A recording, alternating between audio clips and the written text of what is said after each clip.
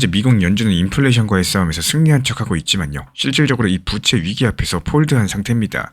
현실적으로 다시 돈을 찍어낼 수밖에 없는 외통수에 걸려 있다는 거고, 최근에 나왔던 하락장들은 저렴한 가격에 미래의 부를 선점할 수 있도록 미국 연준과 시장이 합작해서 만들어낸 마지막 선물입니다. 공포에 질려가지고 세력한테 물량들을 헌납하는 이런 유동성이 될 것인지, 아니면 그 유동성을 타고 부의 추월차선으로 올라타는 이 유동성의 주인이 될 것인지, 선택은 전부 다 우리 구독자분들의 몫이겠죠. 게임은 이미 끝난 상황입니다. 가격에 다만 반영이 되지 않았을 뿐이에요. 지금 시장은 디지털 자산 시장 역사상 가장 교묘하고 잔혹한 베어 트랩의 한복판에 서 있는 상황인데요. 이 센티멘트 측에서는 2022년 11월 FTX 사태 직후의 절망감과 2018년 12월 달의 공포를 기계적으로 재현하고 있는 흐름입니다. 이 대다수의 단기 투자자, 소매 투자자 같은 경우는 극심한 고통을 호소하고 있고, 이에 따른 시장이 손절하면서 이탈하고 있고요. 소셜미디어랑 커뮤니티는 이번 사이클 끝났다, 암호화폐 죽었다, 이런 식의 비관론으로서 도배되고 있는 상황입니다. 하지만 그 중에 일부는 전략적인 관점에서 현재 시장 상황은 전혀 다른 이야기를 하고 있는데요. 이 대중이 느끼는 고통은 사실상 데이터가 우리에게 보내는 가장 강력한 매수 신호라는 점을 보여주고 있습니다.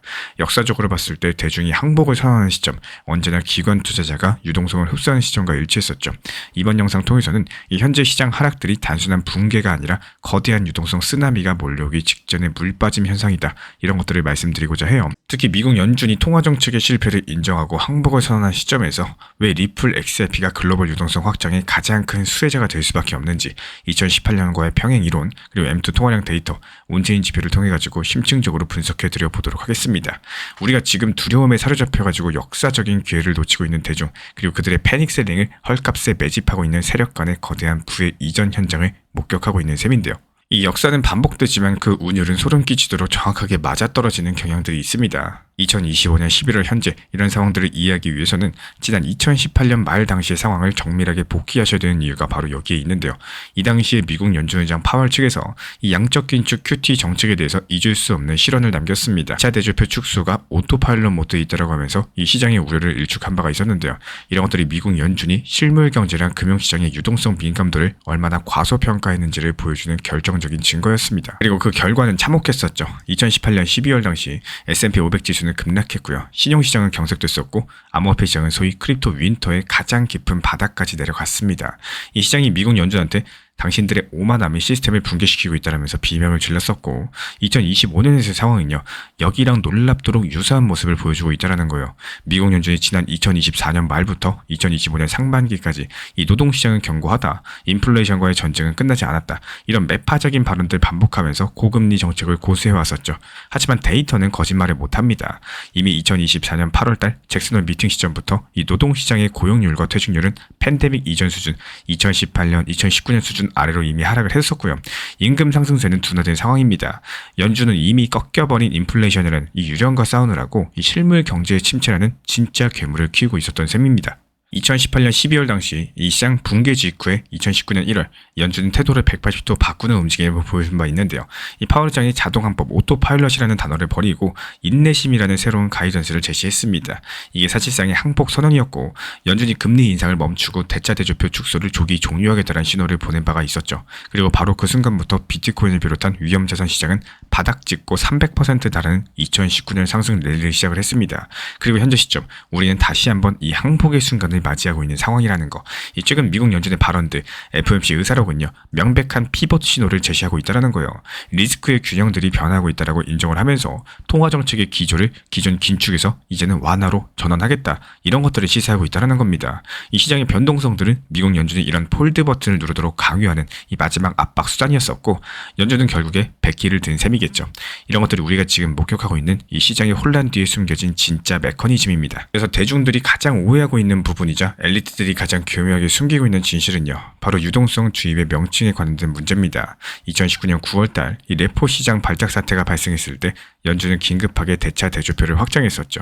이런 것들을 통해서 막대한 유동성을 시장에 공급했었지만, 이 파월 의장은 이런 것들을 두고 양적 완화가 아니다, 그렇게 강변을 한 바가 있습니다. 단지 기술적인 대차 대조표 관리일 뿐이라고 주장을 했었는데, 하지만 본질은 변하지 않아요. 미국 연준이 국채를 매입하고 이 시중에 현금을 공급해서 대차 대조표가 늘어나는 모든 행위, 이거는 화폐 가치의 희석인 거고, 이 자산 가격의 상승 요인입니다.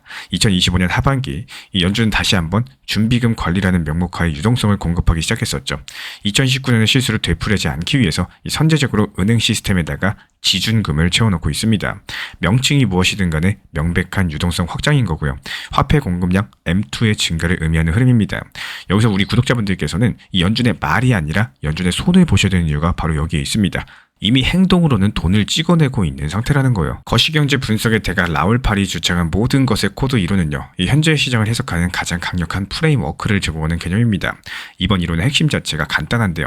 자산 가격, 특히 암호화폐랑 기술주 같은 성장 자산의 가격은 글로벌 유동성 M2 통화량의 함수라는 점이고, 이 경제 성장률이라거나 기업의 이득보다 더 중요한 거는 시스템 내에서 얼마나 많은 돈이 돌아다니냐, 이런 사실입니다. 이 화폐 가치가 하락하면 그 화폐로 표시된 희소 자산의 가격은 상승할 수밖에 없겠죠. 비트코인과 XRP는 단순한 기술주가 아니라 이 타락하는 법정 화폐에 대한 해지 수단으로서 기능하는 자산입니다. 2025년 이 거시경제 데이터는 글로벌 M2 통화량이 바닥을 치고 또 다시 상승 곡선을 그리고 있다는 것들을 명확히 보여주고 있는 상황인 거고, 이 미국과 유로존, 심지어 중국까지도 경기 부양을 위해서 수도꼭지를 들기 시작한 상황이죠. 많은 분들께서 범하는 가장 큰 실수는요, 이 유동성 공급과 자산 가격이 상승이 동시에 일어날 것이다라고 기대하는 점입니다. 하지만 현실 경제에서는 전파 메커니즘에 따른 시차가 존재한다는 거. 미국 연준이 돈을 풀면 그 돈은 먼저 국제시장으로 들어가고요. 그 다음은 회사채, 주식시장, 그리고 마지막으로 가장 리스크가 높은 암호화폐 시장으로 흘러 들어가는 구조입니다.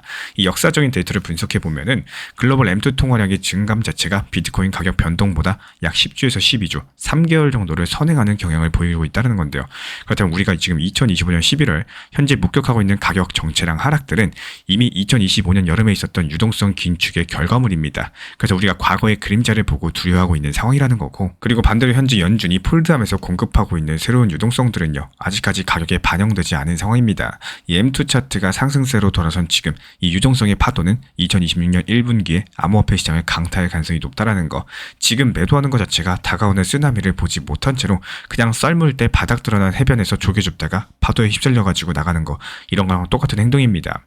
이 스마트머니는요, 이 시차를 이해를 하고 있고 이미 대중이 과거의 데이터에 반응해서 매도할 때 미래의 데이터 M2를 보고 매수하고 있는 상황입니다. M2보다 빠른 선행 지표가 바로 스테이블코인 공급량이죠. 이 전통적인 M2 지표 외에도 암호화폐 시장 내부의 유동성을 보여주는 스테이블코인 공급량은요, 이 더욱더 즉각적이고 강력한 지표라고 볼 수가 있습니다. 최근 데이터에 따르면은 스테이블코인 등 시가총액이 사상 최고치를 경신하고 있습니다. 이게 바로 시장 대기 자금이 시장 진입을 위해서 총알을 장전하고 있음을 의미하고 있는데요. M2가 거시적인 파도라면은 스테이블코인 발행량은 이미 항구에 도착한 배들에 해당되는 개념입니다.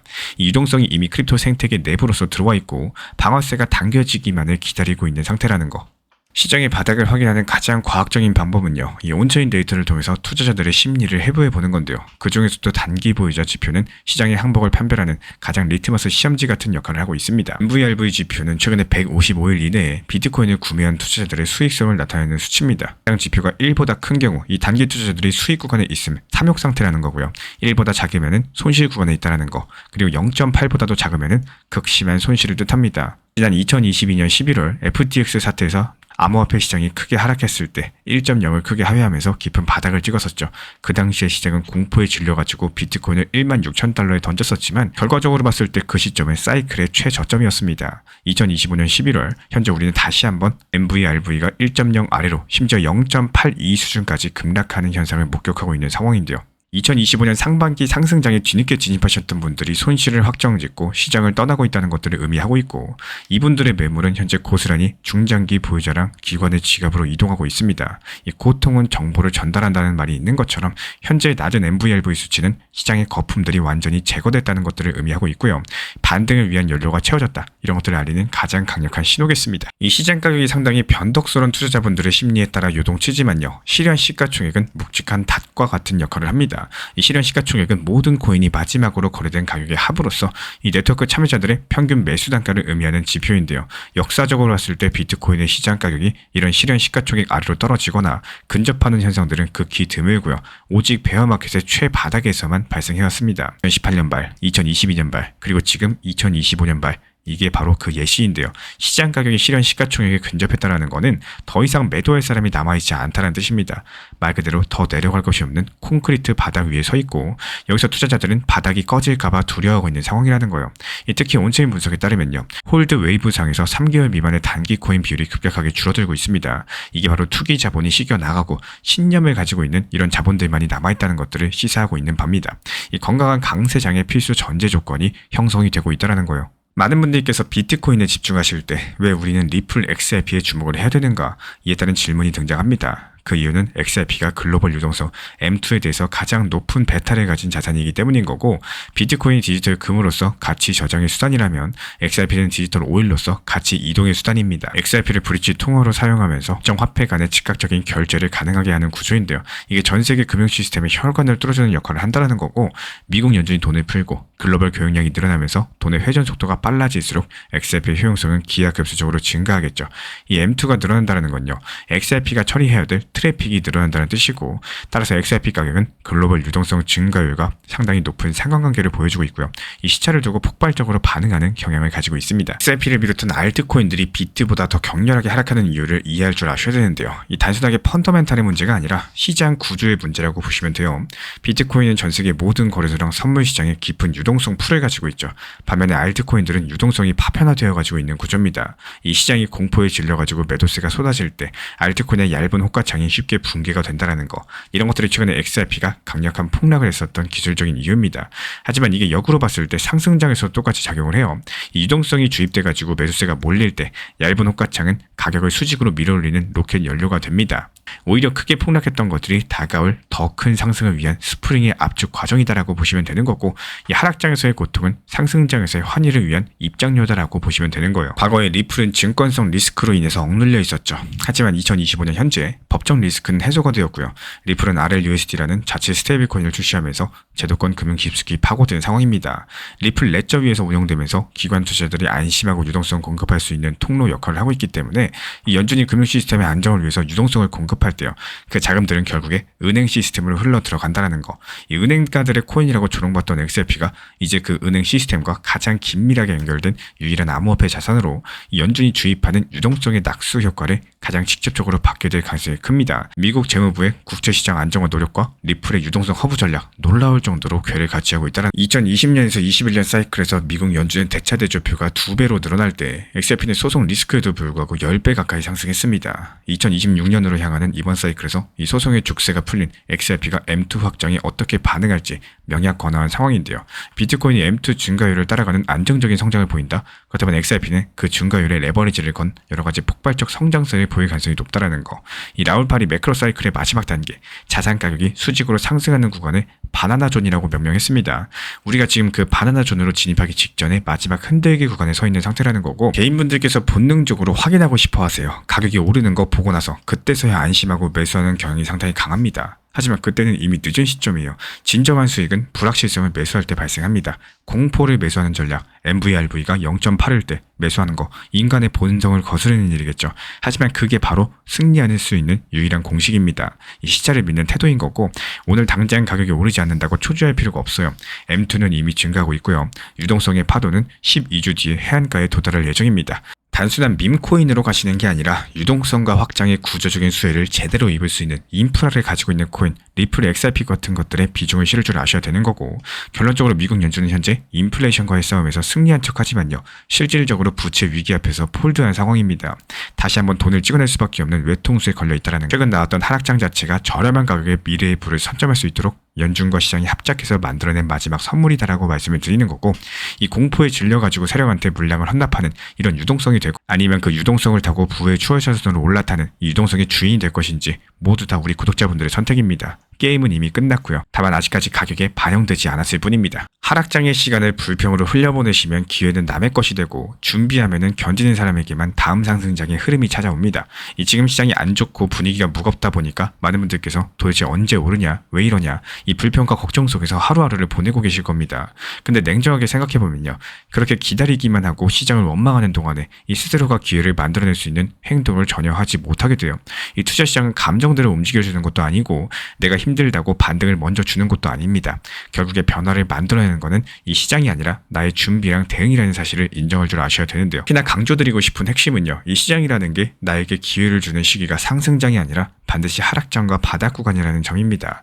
상승장이 하락장일 때는 사실 특별한 실력이 없어도 그냥 흐름을 타고 계좌가 올라가기 마련이죠.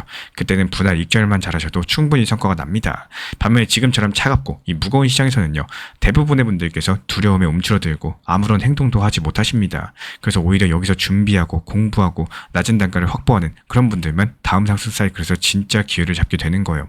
이 하락장이 찾아오면요, 대부분의 분들께서 멘탈이 흔들리고 포기하고 원망하고 기다리다가 지쳐버립니다.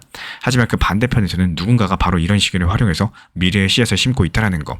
이 시장이 하락할수록 불안해하는 사람이 있는 반면에 어떤 사람은 이제 곧 단기 저점이 내려오겠구나, 그렇다면 이런 것들을 어떻게 활용할 수 있을까 고민하면서 움직이신다는 거예요. 결국의 차이는 대응입니다. 그리고 지금 이 시점이야말로 그 대응을 훨씬 더 유리하게 할 수 있는 환경입니다. 이런 하락들 버텨내고 제대로 활용하고 이 분할 매수의 타점을 잡아두는 이런 사람들은 상승장에서 훨씬 더 여유롭고 단단한 매매를 하게 된다는 거. 또 반대로 하락장에서 아무 생각 없이 기다리기만 하고 불평만 늘어놓는 분들은 이 상승장이 와도 제대로 수익 실현을 못하시고 다시 반복되는 실수에 빠질 가능성이 높습니다.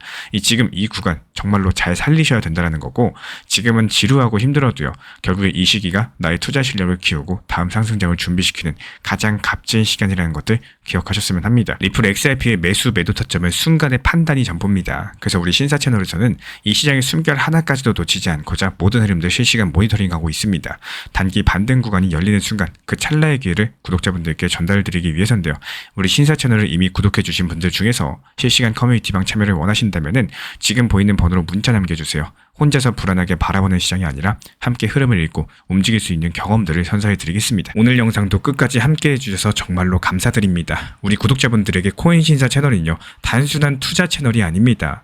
때로는 아들처럼, 때로는 형이나 오빠처럼, 또 때로는 냉정한 전문가로서 그렇게 곁에 있고 싶습니다. 누군가의 아들은 이렇게 말합니다. 괜찮아요. 아직 기회 있어요. 또 누군가의 심리 트레이너는 이렇게 말을 하죠. 지금 흔들리시면 안 됩니다. 이런 타이밍엔 반드시 버티셔야 됩니다. 그리고 때로는 악재가 시작됐기 때문에 지금은 비중 조절할 타이밍입니다. 이렇게 말을 합니다. 그리고 또 누군가의 전문가로서 이 구간은 분명히 좋은 타점이 될 것입니다. 이런 말씀도 드릴 수가 있겠죠. 그렇게 저는 매 순간마다 시장을 바라보고 있습니다. 이 시장이라는 건 늘 변화를 하고요. 감정은 그것보다 훨씬 더 빠르게 흔들릴 겁니다. 하지만 그때마다 우리 코인신사 채널은 밤새 차트 지켜보면서 누군가의 불안이 덜어지기를, 또 누군가의 손실이 멈추길 바라면서 그 마음을 담아서 한 줄 한 줄 브리핑을 시작합니다. 이 투자라는 건 숫자 싸움이 아니라요, 마음 싸움이고 그 심리가 전부인 영역입니다. 이 시장에서 끝까지 버틸 수 있는 힘, 그거는 정보보다 함께 가는 사람에게서 나와요. 우리 구독자분들이요, 절대로 혼자가 아니라는 거를 이 목소리로서 꼭 전해드리고 싶습니다. 오늘도 우리 구독자분들 곁에서 가족처럼 함께 걷는 동반자 코인신사 채널이었습니다.